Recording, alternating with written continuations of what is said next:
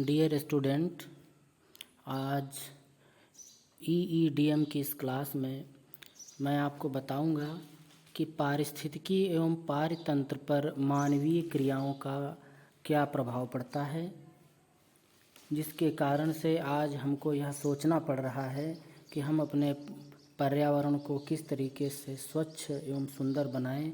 इसके लिए हमको चिंतित होना पड़ रहा है। तो वो सारे इफ़ेक्ट के बारे में आज हम यहाँ पर चर्चा करेंगे जिसका इकोलॉजी और इकोसिस्टम पर इफ़ेक्ट पड़ता है। तो वो जितने भी मानव की क्रियाएं हैं, मानव क्रियाएं अर्थात मनुष्य के द्वारा किए जाने वाले कार्य, वो कौन कौन से मनुष्य के द्वारा किए जाने वाले कार्य हैं, उनका हम यहाँ पर अध्ययन करेंगे। आपने देखा होगा कि जो स्थिति इस समय घट रही है, जो विकास की प्रक्रिया इस समय चल रही है, जिसकी वजह से जो हमारा इकोलॉजी इकोसिस्टम है वो प्रभावित हो रहा है, वो क्यों हो रहा है ऐसा? अगर हम बहुत अपने पुराने समय में चलते हैं, उस समय ऐसा नहीं था। क्यों नहीं था? क्योंकि उस समय लोगों की संख्या बहुत कम थी, लोग सीमित थे, उनकी आबादी कम थी और साथ ही साथ जो हमारे चारों तरफ जो वन क्षेत्र है, जंगलात एरिया है, वो काफ़ी ज़्यादा मात्रा में था और वर्षा भी समय समय से होती थी। अपने निश्चित समय पर वर्षा होती थी। जो मानसून आने का समय था वो अपने समय पर मानसून आता था। प्रकृति में भी अपना संतुलन बना हुआ था। तो अब क्या हुआ कि ऐसा क्या हो गया कि पारतंत्र हमारा प्रभावित होने लग गया, क्योंकि पहले तो सब सही चल रहा था। धीरे धीरे क्या हुआ कि जो पॉपुलेशन थी वो बढ़ने लग गई, और जब पॉपुलेशन बढ़ने लगी तो जो हमारी आवश्यकताएं थी वो भी बढ़ने लगी, और जब आवश्यकताएं बढ़ने लगती हैं तो हमको उनकी पूर्ति करनी पड़ती है। समय पर हमें उनको प्राप्त करना पड़ता है, अपनी आवश्यकताओं को पूरा करना पड़ता है।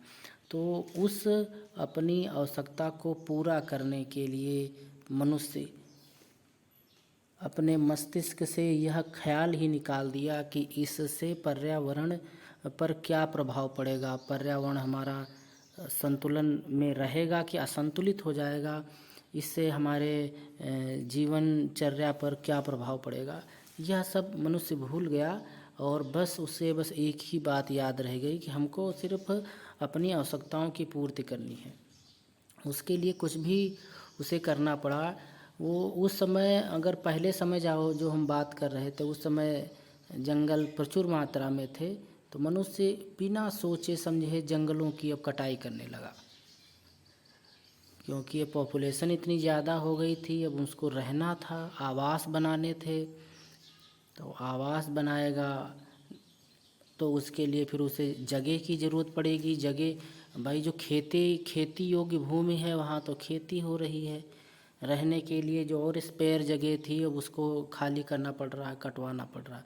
तो उन जंगलों की कटाई होने लगी, उनसे ईंधन बनाया जाने लगा, या अन्य जो लकड़ी के सामान हैं वो बनाने के लिए जंगलों की कटाई की जाने लगी। और साथ ही साथ अपनी जो आर्थिक आवश्यकताएं थीं उनकी पूर्ति के लिए मनुष्य दिन प्रतिदिन उद्योगों का विकास करने लग गया।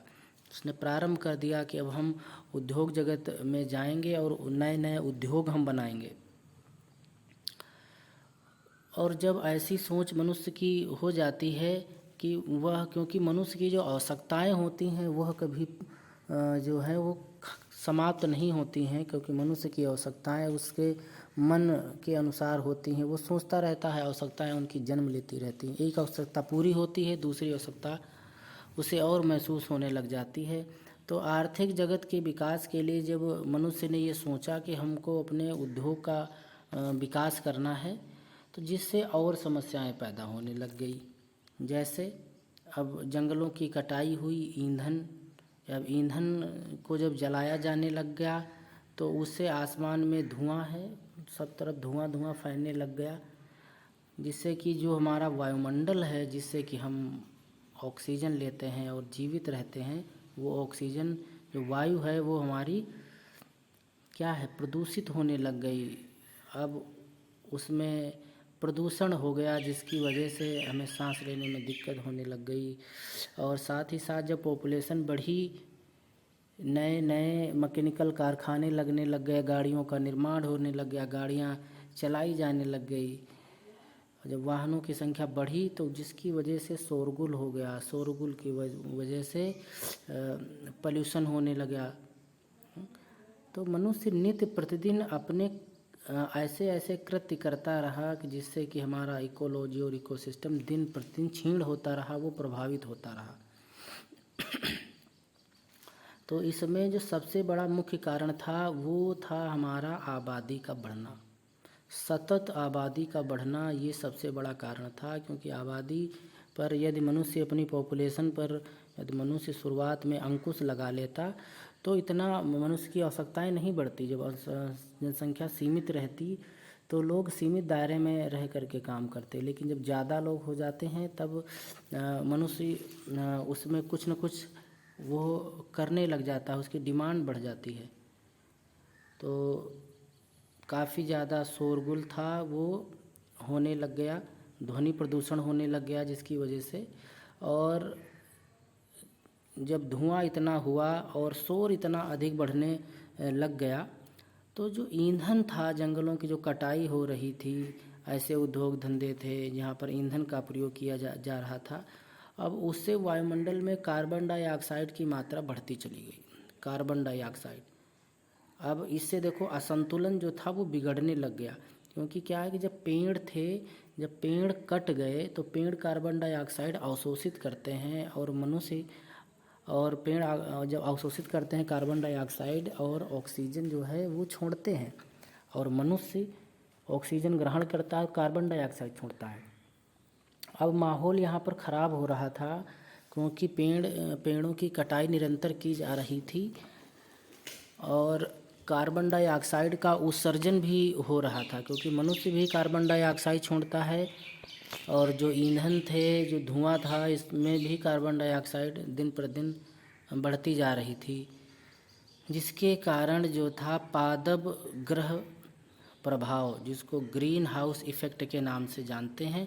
क्योंकि कार्बन डाइऑक्साइड की मात्रा जब बढ़ती है तो इन्वायरमेंट में गर्मी उत्पन्न हो जाती है कार्बन डाइऑक्साइड के बढ़ने से। तो इसी को हम पादप ग्रह प्रभाव के नाम से जानते हैं, ग्रीन हाउस इफ़ेक्ट। यह है कि वह उत्पन्न हो रहा था और जिसके परिणाम स्वरूप पृथ्वी का टेम्परेचर बढ़ने लगा। ठीक है, पृथ्वी का टेम्परेचर बढ़ने लगा, और जब पृथ्वी का टेम्परेचर बढ़ेगा, गर्मी बढ़ेगी, कि जो बर्फीले पदार्थ, जो बर्फीले क्षेत्र थे जहाँ पर बर्फ़ जमी होती थी वो पिघलने लग गई। जब पिघलने लगी तो इससे समुद्र का जल स्तर था वो बढ़ने लग गया।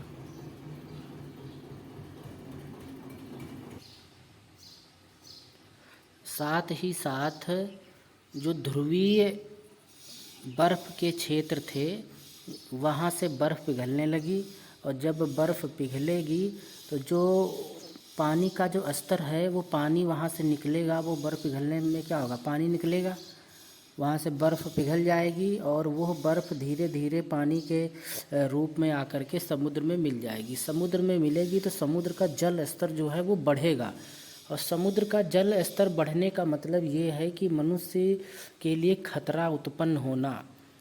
क्योंकि जल स्तर बढ़ना मतलब खतरा उत्पन्न होना, और वो जब समुद्र स्तर बढ़ेगा तो वो धीरे धीरे क्या होगा, जो उसके जो समुद्री क्षेत्र के पास जो ग्लेशियर हैं वो भी पिघलेंगे, वो पिघल करके उसी में गिरेंगे समुद्र में, और वो समुद्र का पानी बाहर की तरफ अपना स्थान जो है वो और बढ़ाएगा। जब उसका स्थान बढ़ेगा तो पास पड़ोस के जो क्षेत्र हैं वो प्रभावित होंगे, वो भी जलमग्न हो जाएंगे।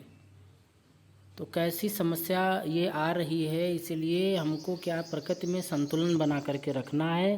कार्बन डाइऑक्साइड, सल्फर डाइऑक्साइड, ये सब जो गर्म गैसें, हानिकारक जो गैसें हैं, इनको उत्पन्न होने से रोकना है। इसी की वजह से जो गर्मी के दिन थे वो बढ़ गए, गर्मी ज़्यादा दिन तक होने लग गई और जो सर्दी थी वो कम दिन होने लग गई। ठीक है, तो आपने देखा कि कौन कौन सी समस्याओं का हमको सामना करना पड़ रहा है, जिसमें से आपने देखा कि कार्बन डाइऑक्साइड की मात्रा की बढ़ोतरी हुई। क्या क्या प्रभाव पड़ा? कार्बन डाइऑक्साइड की मात्रा जो है वो बढ़ने लग गई, समुद्र का जल स्तर बढ़ने लग गया, ध्रुवीय क्षेत्रों की बर्फ़ पिघलने लग गई, गर्मी का समय जो था, गर्मी की समयावधि बढ़ गई, सर्दियों की समयावधि घट गई। और ध्वनि प्रदूषण होने लग गया। ध्वनि प्रदूषण क्यों हुआ? क्योंकि वाहनों की संख्या इतनी ज़्यादा बढ़ गई, जब उद्योग धंधे स्टार्ट हो गए, वायु प्रदूषण उत्पन्न हो गया। ठीक है, तो ये प्रभाव पड़े। और साथ ही साथ जब ईंधन को जलाया जाने लग गया तो उसमें कार्बन डाइऑक्साइड के साथ साथ सल्फ़र डाइऑक्साइड SO2 की मात्रा भी वायुमंडल में काफ़ी ज़्यादा फैल गई, काफ़ी ज़्यादा हो गई, जिससे कि अम्ल वर्षा के रूप में ज़मीन पर आने लग गई। ठीक है, सल्फर डाइऑक्साइड अम्ल वर्षा के रूप में पृथ्वी पर आने लग गई, जिससे कि पेड़ पौधों को काफ़ी ज़्यादा नुकसान होने लग गया। और कहते हैं कि इसका इफ़ेक्ट जो था कि जो इमारतें बनी हुई थी उन इमारतों पर पड़ने लग गया, जिससे कि उनकी जो चमक थी वो भी फीकी पड़ने लग गई। कहते हैं कि आगरा का जो ताजमहल बना हुआ है वो पहले और उसमें काफ़ी ज़्यादा चमक थी, लेकिन इसी के वजह से, अम्ल वर्षा की वजह से, इस पॉल्यूशन की वजह से उसकी जो चमक थी, उसका जो कलर शाइनिंग थी वो कम होती चली गई है। तो कितना ज़्यादा प्रभाव पड़ रहा है। अम्ल वर्षा होने लग गई, इमारतों की जो चमक है वो भी धूमिल होने लग गई। और लेकिन मनुष्य फिर भी ये सब जान रहा है, फिर भी अपने कृत्यों पर किसी भी प्रकार की कोई रोक नहीं लगाता है, और वह दिन पर दिन अपनी आवश्यकताओं की पूर्ति के लिए अंधाधुंध जहरीली गैसों का भी निर्माण कर रहा है जहरीली गैसों का, जिनमें कई ऐसे रसायन हैं जैसे methylene chloride, carbon tetrachloride, benzene C6H6, और ये आपका फार्मल्डिहाइड, ब्यूटाडीन, DDT आदि का तेज़ी से निर्माण हो रहा है, और जो कि बहुत ही घातक रसायन है। ये DDT है, ये कीटाणुओं को मारने के लिए छिड़काव किया जाता है, इनका सब बहुत हानिकारक है। और मनुष्य दिन प्रतिदिन ये नहीं सोच रहा है कि हम क्या कर रहे हैं, लेकिन वो निर्माण करता चला जा रहा है। वह यह बिल्कुल भूल रहा है कि हमको इसी माहौल में, इसी इन्वायरमेंट में रहना है, इसी इन्वायरमेंट में अपना जीवन यापन करना है, यह सब कुछ वो भूल रहा है। और क्लोरोफ्लोरोकार्बन ने तो हद ही कर दी। क्लोरोफ्लोरोकार्बन है, और ये क्या करती है ये गैस क्लोरोफ्लोरोकार्बन, इसकी वजह से जैसे जैसे इन्वायरमेंट में इसकी अधिकता होने लगी, गर्मी मौसम में काफ़ी ज़्यादा बढ़ गई, और जो ओजोन परत है जो कि हमारी समताप मंडल में है, समताप मंडल में, और जो बहिर्मंडल है, जो ताप मंडल है हमारा थर्मोस्फियर, तो इसने क्या किया कि समताप मंडल में जो ओजोन परत है, क्योंकि उसमें जो गैसेस हैं वो लेयर के रूप में हैं, तो यह उन ओजोन परतों को नष्ट करना इसने प्रारंभ कर दिया, और इस परत में छेद हो गए, और उन छिद्र होने की वजह से जो सूर्य से निकलने वाली जो पराबैंगनी किरणें हैं वो उन होल्स के माध्यम से पृथ्वी पर आने लग गई, जिससे कि वो जिसके ऊपर गिरती हैं वो उनको प्रभावित करती हैं, चाहे वो जानवर हों, चाहे वो पेड़ पौधे हों, चाहे मनुष्य हों, जो भी हैं उनके ऊपर उनसे स्किन त्वचा रोग ये संबंधी ये रोग जो हैं वो होने लग जाते हैं, उनसे त्वचा रोग उत्पन्न हो रहे हैं। तो अब देख लीजिए कि जो ओजोन परत जो एक कहते हैं कि मनुष्य का रक्षा कवच है, इन्वायरमेंट का रक्षा कवच है, इन्वायरमेंट को खतरनाक किरणों से, पराबैंगनी किरणों से, अल्ट्रावायलेट किरणों से बचाता है। तो हम लोग वहाँ पर भी ध्यान नहीं दे रहे हैं और क्लोरोफ्लोरोकार्बन जैसे गैसेस का जो है दिन पर दिन इन्वायरमेंट में अधिकता बढ़ती जा रही है। तो आपने देखा कि मनुष्य की जो क्रियाएं हैं, जो इफ़ेक्ट हैं, जो कार्य हैं, क्रियाकलाप हैं, वो इतने ज़्यादा बढ़ते जा रहे हैं और जिसकी वजह से हमारा जो इकोलॉजी है, जो इकोसिस्टम है, वो हमारा बहुत ज़्यादा प्रभावित हो रहा है। तो आपने देखा कि हमारे पर प्रभाव कौन कौन सा पड़ रहा है। एक तो मैंने आपको थोड़ा सा रिवाइज कराते हैं, आप इसको हेडिंग के रूप में लिखेंगे। जब आप हेडिंग डालेंगे कि क्या क्या प्रभाव पड़ा, तो आप कहेंगे कि निम्न प्रभाव पड़ा। ठीक है, निम्न कौन कौन से प्रभाव पड़े। पहला है कि वायु जो है वो प्रदूषित हो गई, वायु प्रदूषण उत्पन्न हुआ। अब इसमें आप हेडिंग डाल करके इसके बारे में एक्सप्लेन करेंगे। दूसरा है ध्वनि प्रदूषण, ध्वनि प्रदूषण उत्पन्न हुआ और उसके साथ में कार्बन डाइऑक्साइड की मात्रा इन्वायरमेंट में बढ़ गई। अब कार्बन डाइऑक्साइड की मात्रा बढ़ गई, ठीक है, फिर क्या हुआ, फिर पृथ्वी का तापमान जो है वो टेम्परेचर, पृथ्वी का टेम्परेचर भी बढ़ गया और समुद्री जल स्तर बढ़ गया। ध्रुवीय गैस का पिघलना, यह भी एक प्रभाव है। गर्मी की अवधि में वृद्धि, सर्दियों के अवधि में वृद्धि, अम्ल वर्षा का होना, इमारतों की चमक फीकी होना, और ओजोन परत का नष्ट होना। ये ऐसे कारण हैं जिनकी वजह से मनुष्य को बहुत समस्याएं हो रही हैं। लेकिन यदि मनुष्य इन पर रोक नहीं लगाएगा, अंकुश नहीं लगाएगा, तो आगे आने वाले समय में उसको और भी कठिनाइयों का सामना करना पड़ सकता है।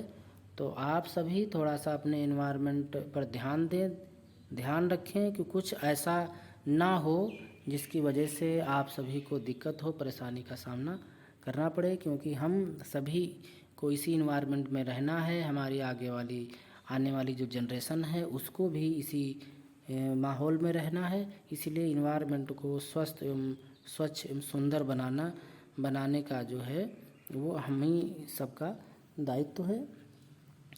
तो मुझे लगता है कि आज का जो टॉपिक है, थोड़ा छोटा ही टॉपिक हमने आपको इसमें कवर करने का प्रयास किया है।